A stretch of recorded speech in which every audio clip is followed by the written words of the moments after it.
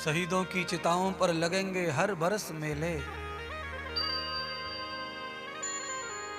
धर्म पर मरने वालों का यही काफिया निशान होगा। मरने को तो लोग रोज मरते हैं लाखों,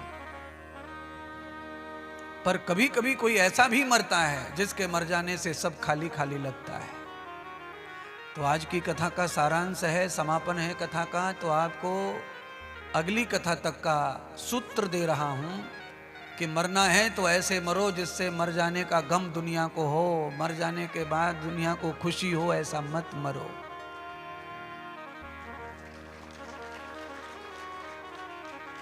दुनिया को कष्ट होना चाहिए तुम्हारे चले जाने का, अभाव होना चाहिए। ऐसे प्रभाव का जीवन बनाओ कि तुम्हारे जाने से दुनिया में अभाव हो जाए, खाली खाली हो जाए सब। खाया पिया कमाया, एक मकान बना लिया, पूरी दुनिया में धरती पर आए, पर यह भी तक नहीं पता कि ऋषिकेश कौन सी दिशा में है। काहे के लिए पैदा हुए हो मनुष्य बनकर? फिर तो गधा घोड़ा ही ठीक थे।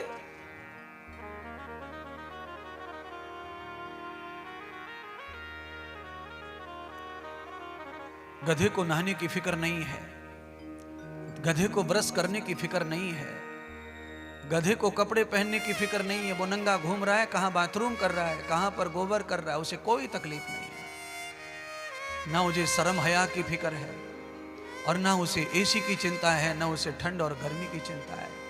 तुमसे तो कई गुना ज्यादा बेटर है वो।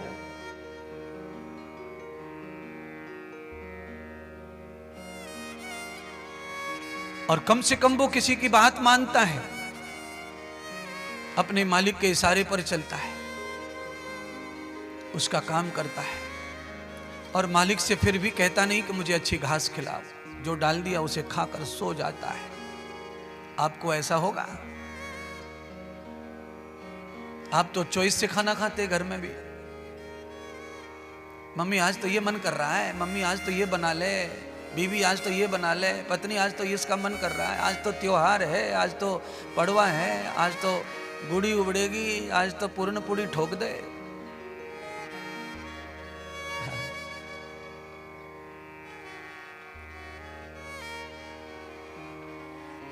आपकी 1000 चॉइस रहे खाने की, कोई बात नहीं है, क्योंकि आप कर्म योनि में आए। आपको सोचने का अधिकार दिया है भगवान ने, आप सोचो।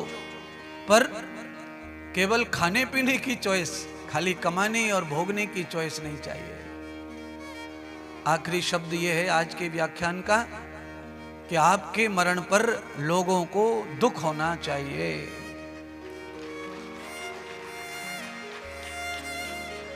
आपके मर जाने का किसी को कोई फर्क नहीं पड़े तो फिर मर जाने का क्या फायदा है? यह भूल इस जन्म में हो गई है और अगले जन्म के लिए भी कुछ तैयारी की नहीं है, तो बार बार ये मानव जन्म मिलने वाला नहीं है। बड़ी बड़ी पोस्ट पर लोग बैठे हैं, नौकरियों में, जिनका अधिकार बहुत बड़ा है, पूरे जिले के ऊपर कोई कोई बॉस बैठ के बन के बैठा है सरकारी तंत्र में, पर कर्म जीवन शैली अच्छी नहीं है। केवल हम नौकरी करते हैं, नौकरी में हम शासन करते हैं, काम करवाते हैं, समाज को संभालते हैं, पेरेंट्स को संभालते हैं, नौकरों को संभालते हैं। कितना इतना काम इतना ही ठीक नहीं है। मात्र ये तो आपको 30-35 साल के लिए दिया है, पर आपको तो कभी मरण है ही नहीं। नैनम छिद्रंति शस्त्राणि नैनम दहंति पावक। भगवान कृष्ण गीता में कह रहे हैं, अर्जुन शोक मत करो, तुम्हें मरण है ही नहीं। भीष्म पितामह मरा नहीं है, उसने वस्त्र बदला है। आत्मा का तो कभी मरण है ही नहीं। इसीलिए हम केवल स्टेशन बदलते हैं, गाड़ी बदलते हैं, पर यात्रा कभी हमारी थमती नहीं। कब तक?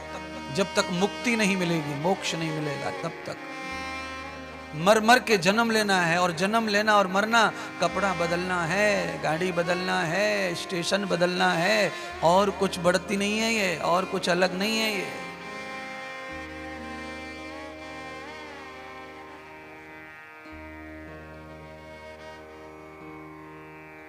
इससे अधिक कुछ नहीं है मरना।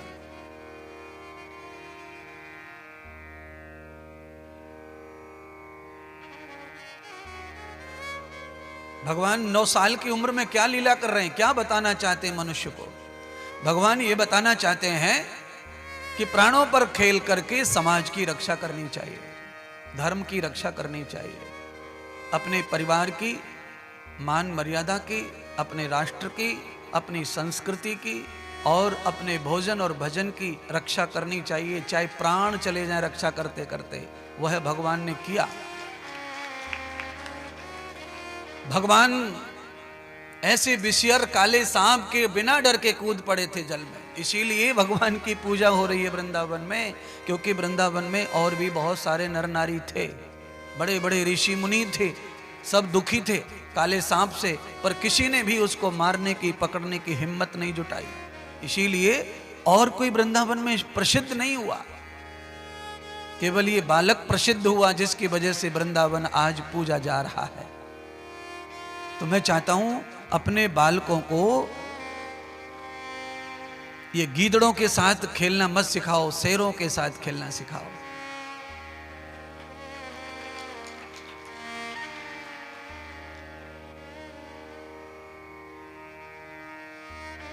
मुगलों के साथ में लोहा लेने वाले शिवाजी महाराज के बचपन का इतिहास आप पढ़ो।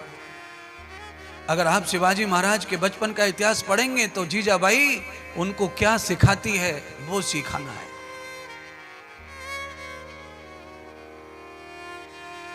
हाथ में मोबाइल पकड़ा दिया और मम्मी स्वयं अपने बच्चे को सिखाती है कि ऐसे चलाओ, ऐसा मोबाइल में ऐसा गेम खेलो, ऐसा करो, बस मेरा पीछा छोड़ो, मोबाइल का पीछा पकड़ो। अपना पीछा छुड़ाने के लिए हर एक माँ अपने बच्चे को मोबाइल दे रही है। उस मोबाइल में कितना बड़ा एटम बम छुपा है, माँ को बिल्कुल भी होश नहीं है।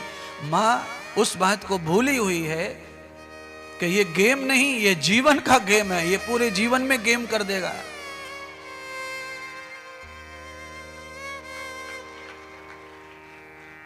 अगर आज मोबाइल की वजह से 1-8 लाख लोग पूरे विश्व में खुश होंगे, पर करोड़ों लोग दुखी हैं मोबाइल की वजह से।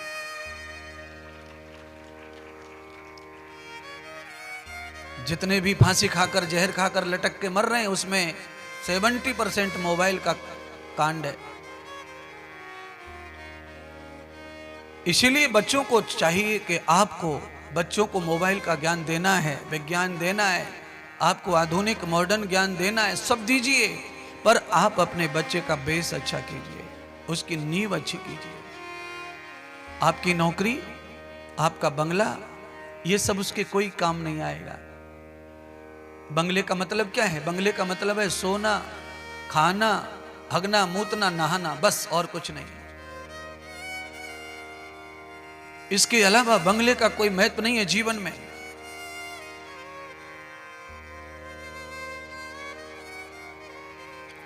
केवल और केवल यही है बंगला। देखिए नदी के किनारे कथा जहां चल रही है, उसके सामने रोड पर कितने लोग सो रहे हैं, रह रहे हैं, वो भी तो घर है। क्या नींद नहीं आती उनको? आती है। क्या नहाते नहीं? नहाते हैं। क्या मलमूत्र नहीं जाते? जाते हैं। क्या खाना नहीं खाते? खाते हैं। पैसे नहीं उनके पास हैं? उनके पास भी हैं, पर उनके पास कैसे? हजारों में संख्या में।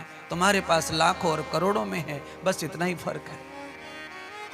आपके पास जिम्मेदारियां ज्यादा हैं, पैसा ज्यादा है तो आपकी जिम्मेदारियां भी ज्यादा हैं। उनके पास पैसा कम है तो जिम्मेदारी बहुत कम है।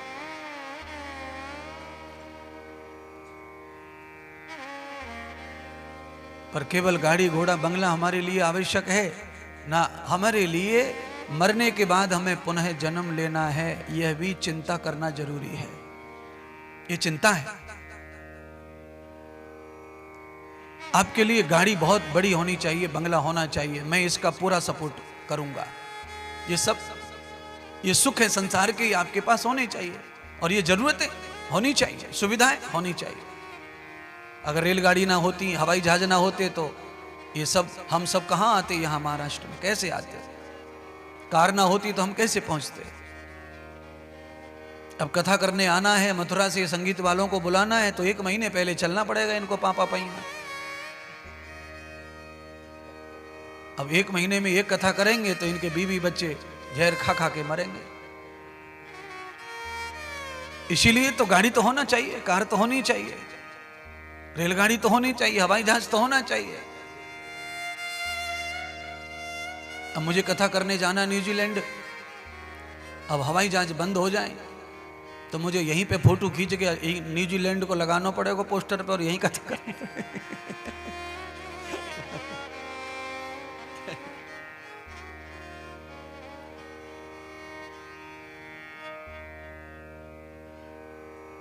साधन तो होना चाहिए,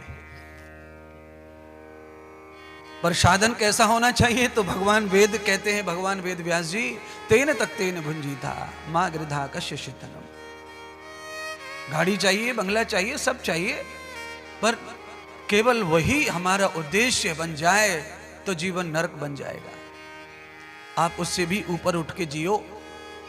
और जो बंगला परमात्मा ने तुम्हें बना के दिया है, जिसको हम मानव चोला कहते हैं, यह बंगला आपके लिए सबसे ज्यादा जरूरी था जो परमात्मा ने तुम्हें दिया। बड़े भाग्य मानुष तन पावा, सुर दुर्लभ सब ग्रंथन गावा। इंद्र से लेकर सूर्य, चंद्रमा, पृथ्वी, सब देवता मानव का शरीर मांग रहे हैं, पर भगवान उन्हें दे नहीं रहे।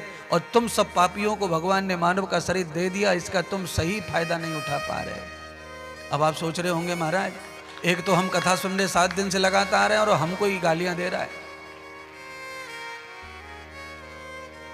ना, आपको गाली नहीं दे रहा हूं, मैं आपको सावधान कर रहा हूं कि आप जिस रास्ते पे इस समय चल रहे हो, यही रास्ते की हमेशा आपके अंदर तृष्णा होनी चाहिए। हम कब सत्संग में जाएं, कब कथा में जाएं, हम टाइम पर नौकरी जाएं, टाइम पर बिजनेस पे जाएं, टाइम पे टाइम निकाल कर सत्संग करें, भजन करें, कीर्तन करें, तीर्थ जाएं, कहीं अच्छी जगह स्नान कर आएं, कुछ दिन बाहर कहीं निवास कर आएं। ये सब काम में से काम निकाल के करना चाहिए। क्यों? भगवान तो पूछेंगे इस बात को भी। धरती पर गया था, क्या किया? देखिए श्रीमद् भागवत कथा में, संदीप बाबू, श्रीमद् भागवत कथा में श्री नारद जी ने नर्मदा की परिक्रमा की है। अब बोलिए, ब्रह्मा का पुत्र नर्मदा की परिक्रमा करने का क्या महत्व है? फिर क्यों करनी चाहिए? भगवान श्री कार्तिकेय भगवान ने धरती की परिक्रमा की है। शिव जी पुत्र कार्तिकेय जी ने धरती की परिक्रमा की है। धरती की परिक्रमा करने से आदमी के साथ में शक्ति जुड़ती है, पावर जुड़ती है। आपको मालूम होना चाहिए, अगर मैं यहां कुछ ऐसी चीज बोल दूंगा तो लोग बोलेंगे कि इलेक्शन का प्रचार कर रहा हूं महाराज।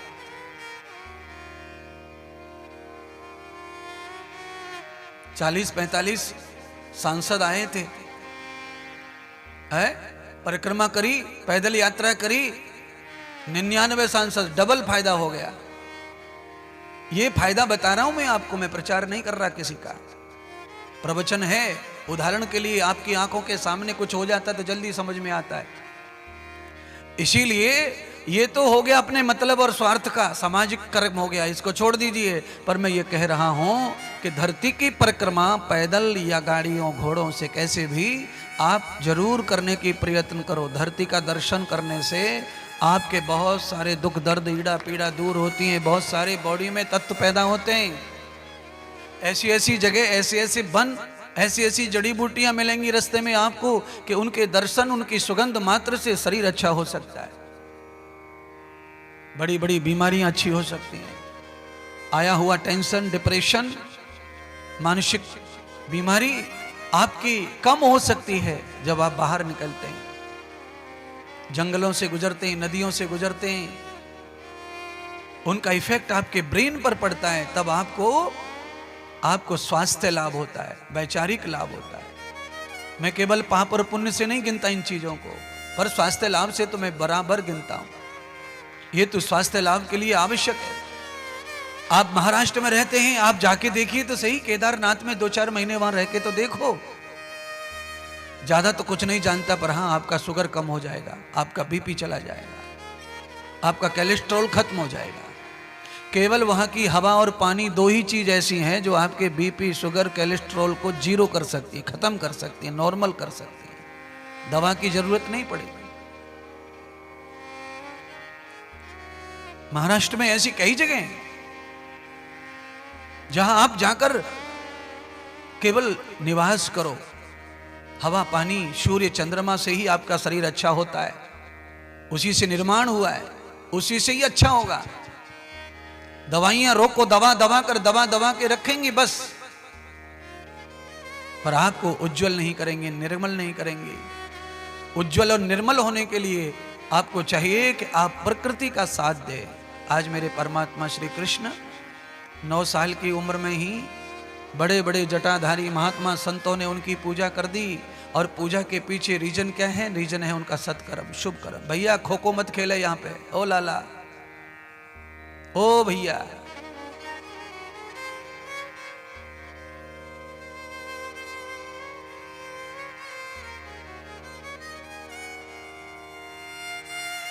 समादृष्टम पवरेश मूलम। इसलिए आपकी दृष्टि बदलने के लिए आज का व्याख्यान हो रहा है। क्यों? देर में मिलेगा प्रवचन दोबारा, आज के प्रवचन से ही अब काम चलाना है। जब तक सूत्र से जीना है, तभी कथा का फायदा होगा। आज कथा सुन के पुण्य मिलेगा। इतना करने के लिए अगर आप पंडाल में आए हो तो ये बहुत अच्छी सोच नहीं है। हमारा जीवन कैसे भागवती पथ पर चल पड़े, वह सोचने के लिए आप आओ यहाँ, वही सुनने के लिए आओ। पुण्य भी मिलेगा, जीवन भी मिलेगा।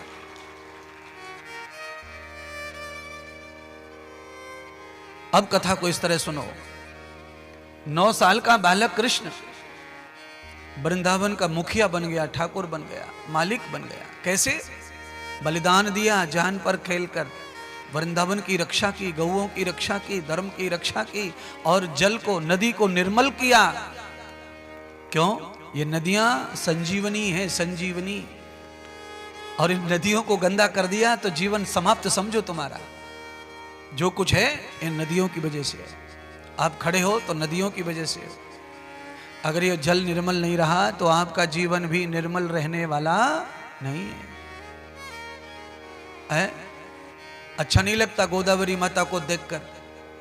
जो दुर्दशा हो रही है ये अच्छा नहीं है। केवल मुक्ति चाहिए, पूजा चाहिए, बस पूजा कर लो, मुक्ति पालो, बाकी नदी की स्वच्छता का ध्यान नहीं रखना। ये भी तो हमारी जिम्मेदारी है। जो नदी हमारे पितरों को तारने के लिए अपने आप को मैला कर रही है, उस नदी की निर्मलता हमें करनी चाहिए। अच्छा बोलिए, आप अपने घर में शौचालय बनवाते हैं, शौचालय में आप शौच करने जाते हैं तो शौच के ऊपर पानी डालते हैं कि नहीं डालते? आप उसे साफ करते हैं कि नहीं करते हैं? अगर वो आपकी गंदगी को ले रहा है तो आप उसे साफ करते हैं, तभी उसमें दोबारा जाते हैं। ऐसा ही भाव आपको नदियों की तरफ भी रखना चाहिए। अगर आज आपने कुछ गंदा किया है तो उसे निर्मल करने के लिए कल आओ, दोबारा लौटो और अभियान रखो। मैंने फूल फेंका है, नारियल फेंका है, पूजा फेंकी है, चावल फेंका है, ये फेंका है, वो फेंका है, राख फेंकी है, हवन फेंका है, तुम सब फेंको। पर आज तुम्हारा काम नदी ने किया है तो कल तुम्हें नदी को दूसरों के लिए निर्मल करना चाहिए। दूसरा भी तो कोई आएगा, वो भी तो पूजा करेगा। अपनी अपनी जिम्मेदारियां, पर नहीं कोई ऐसा सोचता। टोल के टोल आते ही पूजा करके मैला कुचला करके चले जाते हैं। गंगा मैया नाराज हो जाएंगी कभी तो एक एक बूंद को तरसोगे। ज्यादा दिन बाकी नहीं है, 10-15 साल में वो दिशा होने वाली है तुम्हारी। ज्यादा दिन बाकी नहीं है महाराज। इसीलिए भगवान ने क्या किया? यमुना को पवित्र किया। विष को, विष माने ये नाले नूले, ये गंदे काले सांप जो कूद रहे हैं, इनको रोका भगवान ने, निर्मल किया, जल को पीने के योग्य बनाया। इतने में ही ठाकुर जी की जय जयकार और पूजा हो रही है। बोलिए सर्वत्र नदियों की जय हो, गोदावरी माता की जय हो, श्रीमद् भागवत महापुराण की जय हो। जो हमें स्वच्छ निर्मल और शुद्ध रूपवान बनाता है, उसको भी हमें शुद्ध निर्मल और रूप देना चाहिए। है? आप कपड़े से अच्छे लगते हो, कपड़ा पहन के आते हो बढ़िया बढ़िया तो अच्छे लगते हैं। मैं बढ़िया कपड़ा पहनता हूँ तो अच्छा लगता है, स्वरूप और बढ़िया लगता है। पर अगर इस कपड़े को मैंने साफ नहीं किया तो यही कपड़ा मुझे कल गंदा दिखाएगा, अच्छा नहीं दिखाएगा। कपड़े की अच्छाई उसकी स्वच्छता में है। अगर वो सुंदर लग रहा है तो इसलिए क्योंकि वो स्वच्छ है, मैला कुचला नहीं है। वस्त्र मैला कुचला हो जाएगा तो आपकी छवि को भी धूमिल करेगा।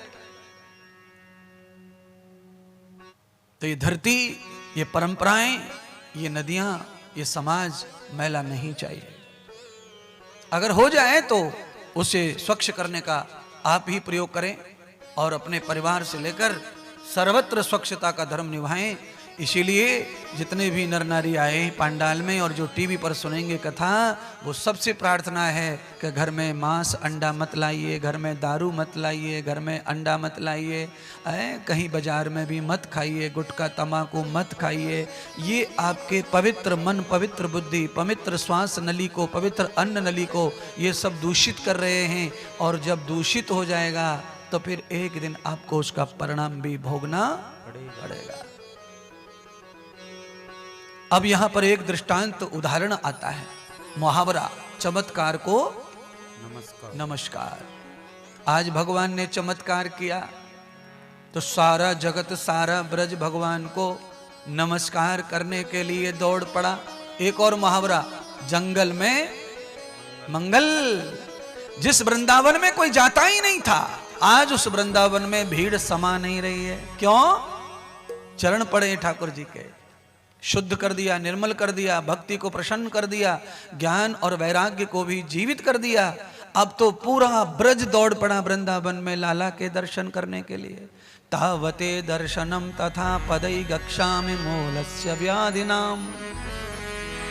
सारे दुख दर्द लोग अपने सिर पे धर के ले जा रहे हैं और दौड़ पड़े भगवान के दर्शन के लिए। ऐसा बालक आया है कि उसने तो लीला ही कर डाली और पाताल से लौट आया है, वो काले सांप को पकड़ के लाया है और जीवित ही उसने बख्श दिया और उसका जहर कैसे खत्म कर दिया। जहर खत्म करने का मतलब होता है बुद्धि के दूषित विचारों को समाप्त करना। कैसे समाप्त हुए? उस कालिया के 5 फन में जहर थे, 5 फना था वो, 5 फन वाला। 5 फन कौन से? रूप, शब्द, गंध, स्वाद यानी रस और स्पर्श, ये 5 विषय हैं। इन 5 विषयों को कुचलने के लिए भगवान का ज्ञान या भगवान का दर्शन ही चाहिए, उनके चरण चाहिए। तब ये बुद्धि के 5 विषय समाप्त होंगे, तब निर्मल होगा गंगा जल, तब ज्ञान निर्मल होगा, तब जीवन निर्मल होगा। श्री वृषभानंदिनी श्री राधा जी को भी मालूम पड़ा कि वो कोई बालक नहीं, वो मेरे प्रिया प्राण प्रीतम है। यस्यम प्राणोर भवतेर सर्वम, वो मेरे सर्वात्मा है, मेरे प्राण प्रिया हैं। यह तो कोई जान नहीं पा रहा है कि वो है कौन, राधा का संबंध क्या है। राधा ने सब सखियों को कहा, चलो मैं तुम्हें अपने पिया से मिला के लाते हूं। सब सखियां शर्मा गईं, पगली हो गई है? इतनी छोटी है तू, 7 साल की तो है, और तेरा पति कहां से आया 7 साल में? और सुनिए, ये कथा जिस समय की है 5000 साल पुराने, तब 7 साल में विवाह हो जाते थे, 8 साल का भी हो जाता था। आज भी 10 साल, 12 साल, 8 साल में विवाह हो जाता है। कई उड़ीसा में हो जाता है, राजस्थान में हो जाते हैं। बाल विवाह जिन्हें कहते हैं, हालांकि कानूनन अपराध हो गया है अब वो, पर ज्यादा दिन नहीं, आज से 50 साल पहले तक बाल विवाह हो रहे थे। पर बाल विवाह होने के बाद जब बालक युवा हो जाते थे तब ही विदाई होती थी कन्या की। उसे गौना कहते थे। गौना क्या बोलते हैं मराठी में उसको? मराठी में क्या बोलते हैं? शादी के 5 साल के बाद में विदा करें छोरी को तो क्या बोलते हैं उसको?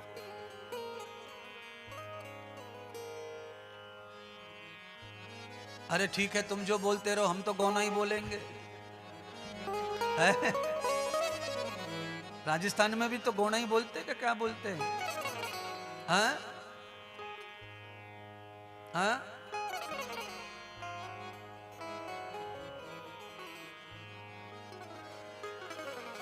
गौना बोलते हैं उसको, सही शुद्ध है ये। क्यों?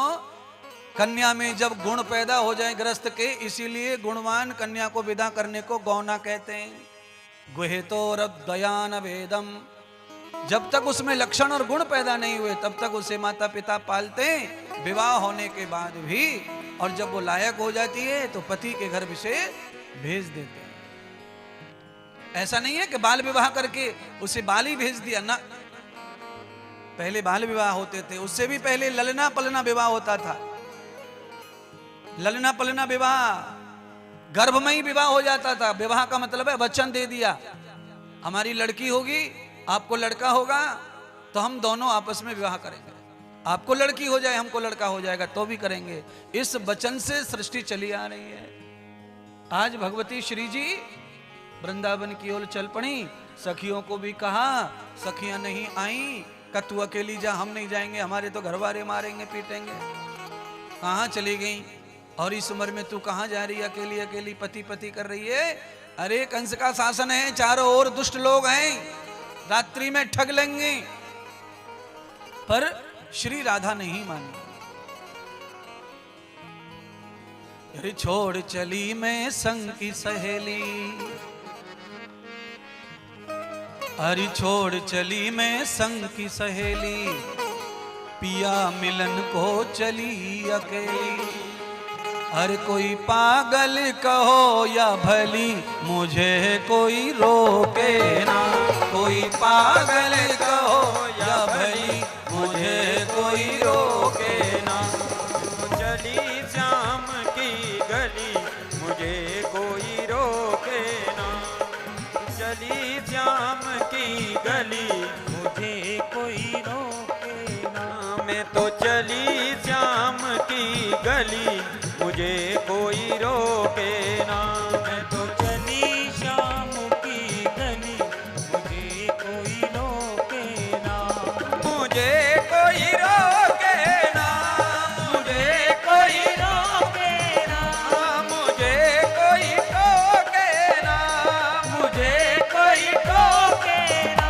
मैं तो चली श्याम की गली, मुझे कोई रोके ना। मैं तो चली श्याम की गली, मुझे कोई रोके ना। मैं तो चली श्याम की गली, मुझे कोई रोके ना। मैं तो चली श्याम की गली, मुझे कोई रोके ना। हरि बोल। ये हमारे पुरुषों की जो आगे की लाइन है ना, स्कूल वाली, जनगण मन वाली, ये जनगण मन नहीं हो रहा है यहाँ पे है? वृंदावन चलना है, वृंदावन बरसाने से श्री राधा जी के साथ। जो जो राधा के साथ हो जाएगा उसे दर्शन हो जाएगा। और तन से और मन से दोनों से चलो। ओ मैया, तुमको आगे नहीं कह रहे आने के लिए, तुम तो जहां थी वहीं ठीक हो। मैं तो चली श्याम की गली, मुझे कोई रोके ना। मैं तो चली श्याम की गली, हेलो मुझे कोई रोके ना। बेटी इधर आ जाओ, बच्चों उधर आ जाओ, वहां चलो। ये संगीत वाले परेशान है तुमसे, आए बढ़िया नाचती है छोटी छोटे बच्चे, इधर नाचो यहाँ। मैं तो चली श्याम की गली, मुझे कोई रोके ना। मैं तो चली श्याम की गली। ओ भैया कैमरा वाले, कोई रोके ना। बीच सेंटर से पीछे पीछे चलाइए, आगे कैमरा बंद। मुझे कोई ओ भैया, इन्हें भक्ति नहीं है, ये खाली कैमरा है। बीच में ही रख, यहाँ ये आने को नहीं होना पूरा। रोके ना कोई टोके ना, रोके ना कोई रोके ना। मैं तो चली श्याम की गली, मुझे कोई रोके ना। मैं तो चली श्याम की गली, मुझे कोई रोके ना। मैं तो हरि बोल। देखिए सामने ये गैलरी, जो गैलरी छूटी है इसको भर दो, थोड़ा जुड़ जाओ। थोड़ा थोड़ा इधर आ जाओ, गैलरी, गैल को छोड़ दो, गैल को छोड़ो, खाली मत करो, इसे जोड़ दो, मिल जाओ आपस में थोड़ा थोड़ा। ये गैलरी सी ठीक नहीं लग रही। मैं तो चली श्याम की गली, मुझे कोई रोके ना। मैं तो चली श्याम की गली, मुझे कोई रोके ना। मैं तो चली श्याम की गली, मुझे कोई रोके ना। मैं तो चली श्याम। आज दर्शन होगा सबको। कथा के बाद दर्शन होगा सबको, तभी लाना अपनी पगड़ी फूल माला, बीच में ना आए। श्री राधा जी के वचन सुनिए जरा, आपको भी इनको याद करना है, चल पड़ना इनके ऊपर। छोड़ चली मैं संग की सहेली, छोड़ चली मैं संग की सहेली, पिया मिलन को चली अकेली, पिया मिलन को चली अकेली। कोई पागल कहो या भली, मुझे कोई रोके ना। कोई पागल कहो या भली, मुझे कोई रोके ना। मैं तो चली श्याम की गली, मुझे कोई रोके ना। ओ मैं तो चली श्याम की गली, मुझे कोई रोके ना। मुझे कोई रोके ना, मुझे कोई रोके ना, मुझे कोई टोके ना, मुझे कोई टोके ना। मैं तो चली श्याम की गली, मुझे कोई रोके ना। मैं तो चली श्याम की गली, मुझे कोई रोके ना।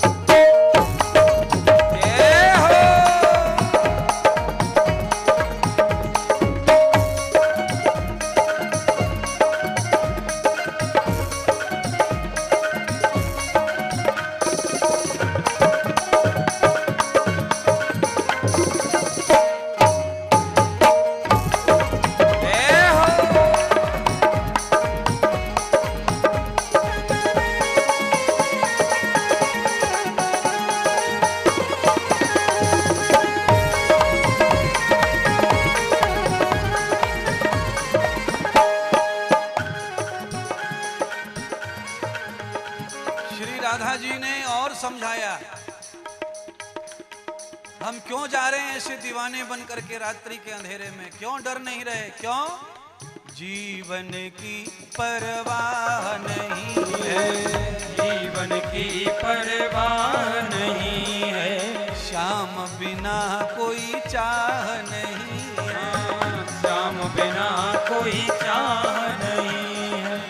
जीवन की परवाह नहीं है, जीवन की परवाह नहीं है। श्याम बिना कोई चाह नहीं है, श्याम बिना कोई चाह नहीं है। कोई अच्छी कहो या बुरी, मुझे कोई रोके ना। कोई अच्छी कहो या बुरी, मुझे कोई रोके ना। मैं तो चली श्याम की गली, मुझे कोई रोके ना। मैं तो चली श्याम की गली, मुझे कोई रोके ना। मुझे कोई रोके ना, मुझे कोई रोके ना, मुझे कोई टोके ना। मुझे कोई रोके ना। मैं तो चली श्याम की गली, मुझे कोई रोके ना। मैं तो चली श्याम की गली, मुझे कोई रोके ना। मैं तो चली श्याम की गली, मुझे कोई रोके ना। मैं तो चली श्याम की गली, मुझे कोई रोके ना। एक ही एक मत लो बार बार।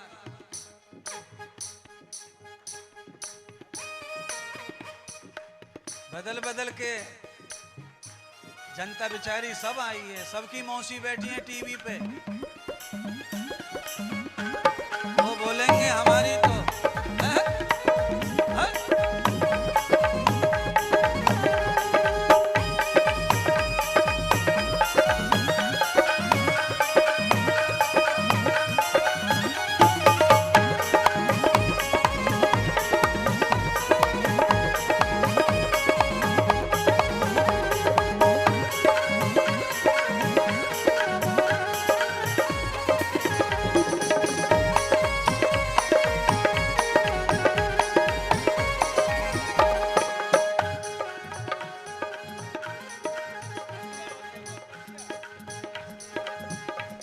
हरदम में तो रहूं मस्तानी, हरदम में तो रहूं मस्तानी, लोक लाज दीनी बिसरानी, लोक लाज दीनी बिसरानी, रूप रास अंग समानी, रूप रास अंग अंग में समानी, तेरत हैरत रहूं दीवानी, हैरत हैरत रहूं दीवानी, कोई अच्छी कहो या बुरी मुझे कोई रोके ना, कोई अच्छी कहो या बुरी मुझे कोई रोके ना, मैं तो चली श्याम की गली मुझे कोई रोके ना, मैं तो चली शाम की गली मुझे कोई रोके ना, चली श्याम की गली मुझे कोई रोके ना, मैं तो चली शाम की गली मुझे कोई रोके ना, मैं तो चली श्याम की गली मुझे कोई रोके ना, मैं तो चली शाम की गली मुझे कोई रोके ना, मैं तो चली श्याम की गली मुझे कोई रोके ना, मैं तो चली शाम की गली मुझे कोई रोके ना, मैं तो चली श्याम की गली मुझे कोई रोके ना, मैं तो चली शाम की गली मुझे कोई रोके। श्री राधा कृष्ण भगवान भगवान की जय हो, जय जय श्री राधे। बोलिए सतगुरुदेव भगवान की जय हो।